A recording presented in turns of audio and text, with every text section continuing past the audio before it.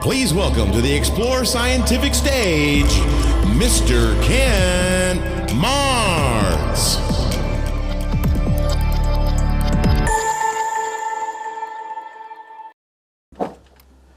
Hey everybody, Kent Marts here at Explore Scientific. Thank you for joining us today here on our social media live stream. Today is going to be First Light Chronicles, and we'll have the full First Light Chronicle at 4 o'clock Central Time. This is a warm-up Special to Amazon. Special one today. Yes, we do. We have a guest, Carl Bernhardt, who, if you watch the On the Wing broadcast every Thursday, has been submitting a lot of pictures. He also does some photography, astrophotography. He really likes to take pictures of things, well, not things, specifically the International Space Station and a couple of other satellites transiting the surface between us and the sun and the moon. He's going to talk about how he does it and what he gets out of it. Promises to be a fun First Light Chronicle with a guest. So we'll be doing that and at it's 4 going o'clock to be today. Our very first time working this on the new system that we're running. Yep. So we like to get Paul really comfortable with what systems he's using.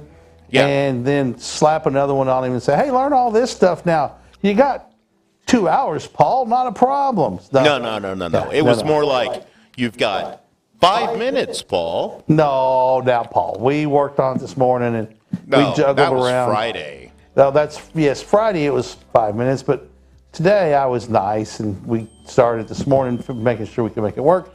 I think it's going to help us just up our video game a little bit. So today we're going to be talking about First Light Chronicle. We're going to talk about a couple of telescopes. This is the First Light AR 102 millimeter aperture telescope with a 600 millimeter focal length. It's a shorter scope. It's good for faint objects. It's going to look really nice on the moon and sun. Moon, Saturn, planets, Jupiter, with a solar filter like our sun catcher, which can be customized to lots of different size telescopes. I'm not going to cut the foam in here. This was cut to fit the ED80, the old TED80 I use. It has a cracked lens, so we can't sell it. Piece of glass doesn't affect it at all, but we can't sell it, so I'm just using it. It just simply goes on the front of the telescope. That's where all good solar filters go. What's got the cracked lens? The TED80, one of the first generation 80 millimeter telescopes we sold. Discontinued back in like 2017, 2018. Great little telescope, very similar to just a little bit older design than our current ED80 telescopes, 80 millimeter triplets. This is a 102 millimeter doublet. That's why it says AR. So that means achrochromatic, which means if you look at a bright object with it, because when the light goes through two pieces of glass, it acts as a prism, starts breaking the white light into its composite colors, with blue on the short wavelength and red on the long wavelengths. And it keeps getting longer, and the light spreads out. And so on bright objects, you'll see some fringing, some blue or some red fringing around it. Perfectly acceptable. These are designed to minimize that with the air spacing.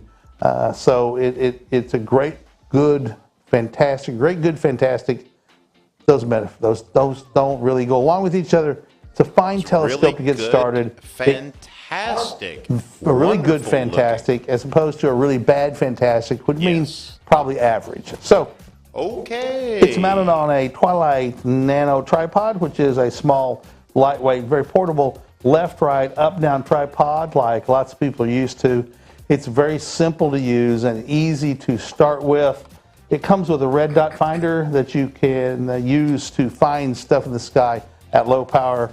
And you can upgrade it to our Explore Scientific straight through viewfinder, like the one I'm holding right here, for like $109, and have upgrade your viewfinder. Oftentimes, one of the first things you want to do on some telescopes, price point is driven by, having inexpensive red dot finders and an inexpensive eyepiece. This telescope kit comes with this 25 millimeter super plossal eyepiece and a finder, a smartphone adapter, which allows you to put the eyepiece in here and get it lined up, and voila, now you can put your smartphone on here. Depending on the back you have, it's going to not stick, so sometimes you have to wet it or take your protective case off. It also comes with a little nylon Rubber elastic bands strap also right work here. well. Rubber bands, Velcro. So how you do it is you start with your iPhone, turn your camera on, smartphone, turn your camera on, and hold it up to something and get it down to where you're centered over, and then stick it on here.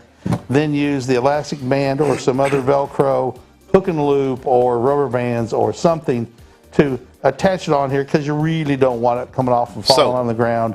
Hits the ground, probably not going to break. Hits a rock, face down, going to break.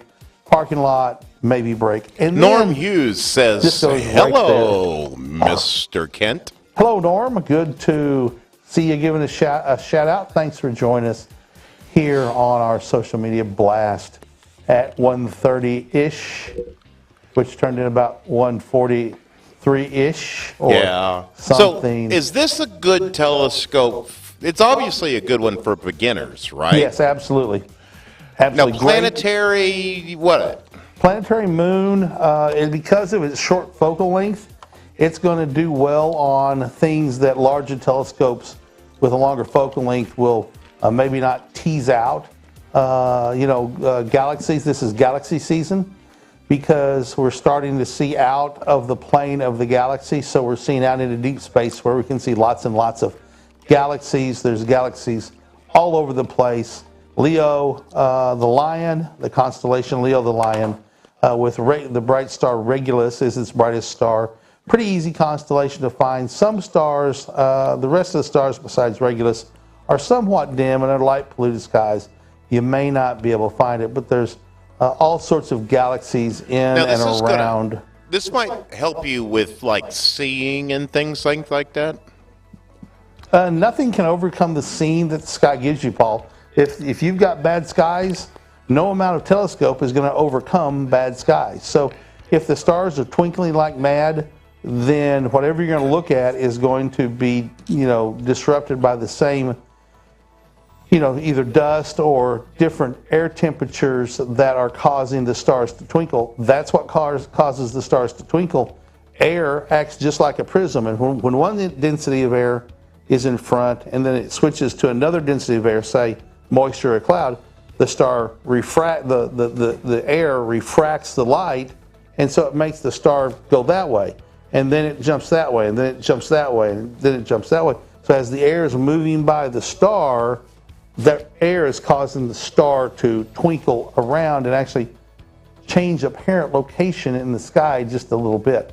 That effect will also degrade the quality of the moon and planets as well. Weirdly, if you're looking at a planet, and right now to look at planets, you're going to have to get up in the morning and look at Jupiter and Mars, and Saturn will be joining at some point in the morning, so you can look at a couple planets, and under low power, they're going to look really nice.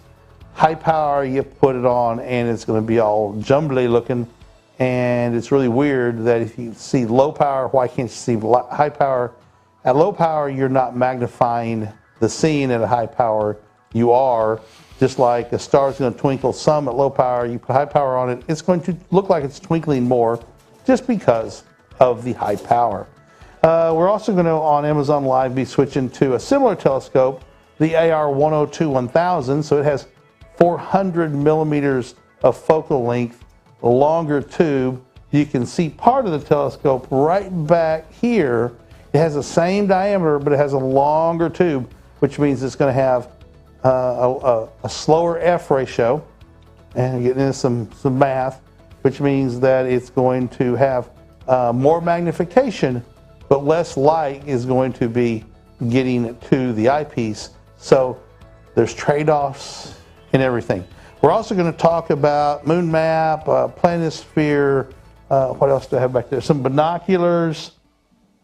That's about it. I think that covers it, potentially. So, anyway, look forward to having you join us over on Amazon Live here in just a few minutes. We'll be on at 2 o'clock or just a wee bit after, depending on how the stream lets us get in. And that's going to be it for today here for the early broadcast, the warm-up for Amazon Live. And then at 4 o'clock, we'll go live with First Light Chronicles edition with Carl Bernhardt of Southern California. Does a lot of bird photography, but also does some astrophotography as well. Going to tell us how he captures pictures of the International Space Station, the Chinese space station, I think it's Guangdong, and one other, Hubble Space Telescope, transiting the face of the sun. So if you're interested in that, we'll see you on the social media blast at 4 o'clock Central Time, kind of up here in just a little bit. On behalf of Paul Newton, the director and jack of all trades, keeps our shows running, and Noah Menard over there who works on the Amazon platform, I'm Kent Marts. Have a great day, Dave hat. You can do it. Have a great day, friends, and thanks for sharing your time with us. Bye-bye.